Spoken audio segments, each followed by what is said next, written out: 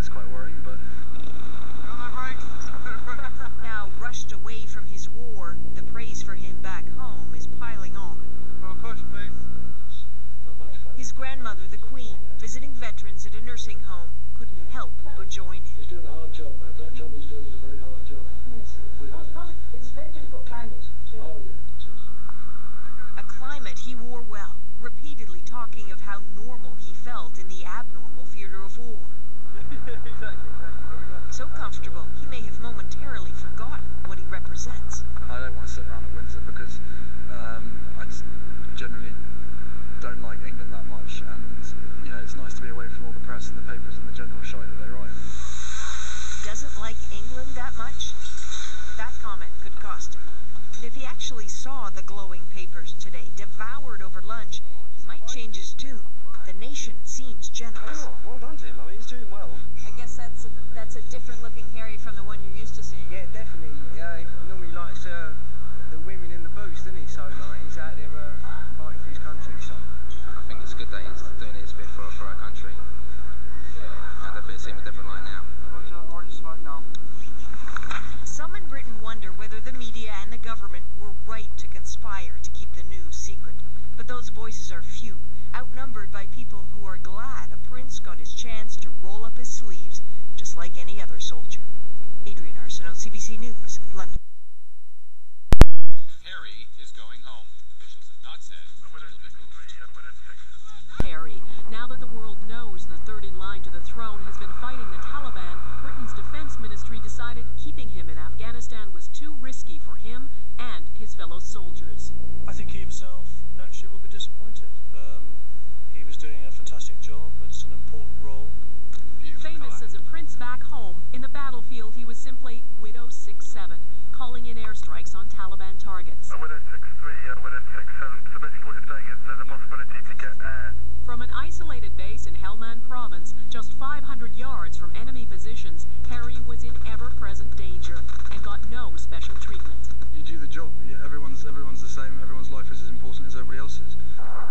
His unit came under daily attack, and they fought back.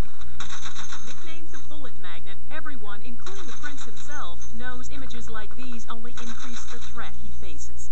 Those who monitor extremist websites say there's already increasing chatter about targeting Harry. Now this film's been made, and now people will know that I'm out here. No doubt I'll be a top target. He's always had the support of the Queen, and today, visiting a veteran in a senior's home, she acknowledged her grandson's bravery. That job he's doing is a very hard job. Yes. It's a very difficult climate, too. Oh, yeah. Before his deployment, Harry admitted there are times he wishes he wasn't a prince. Now the soldier prince is forced to leave the anonymity of Afghanistan and return here to the spotlight of royal life, aware that his time on the battlefield could make him an even bigger target than he was before. Donna Friesen, NBC News, London. To get a glimpse into what life was actually like for the young royal while on duty. Just walking around some of the locals of the AMP, they haven't got a clue. They wouldn't know. I mean, next door through these walls that's got holes in it are the interpreters, and they haven't got a clue. Sit down, have a chat with them, have a cigarette with them, and wish I could say have a beer, but that doesn't happen around here. So yeah, no, it's totally normal, you know, until you guys turned up. Very candid. Now, Royal will show you what daily life was like for the prince. I haven't really had a shower for 4 days. I haven't washed my clothes for a week, and everything seems completely normal. It's about as far from a palace as a prince can get. Harry's just fine with that. I honestly don't know what I miss at all. You know, music, we've got light, and we've got food. And although he has a reputation for partying, Harry didn't miss that either. No, I don't miss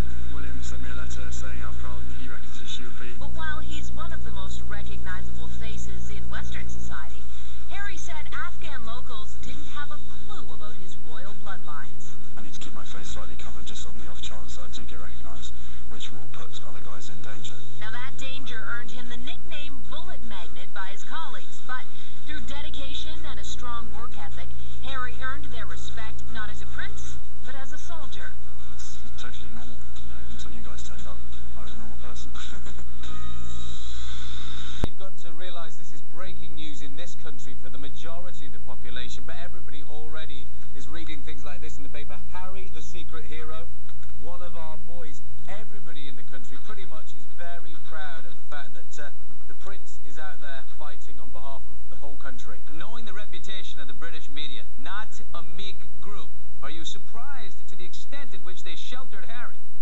I am actually, because it's one of those things we don't know if blackouts have happened before, because if they're successful, we've never heard about it. But for this to break through, I've never heard of it personally, where all the different papers, that's the redheads, that's all the tabloids, as well as the broadsheets, have all come together and agreed.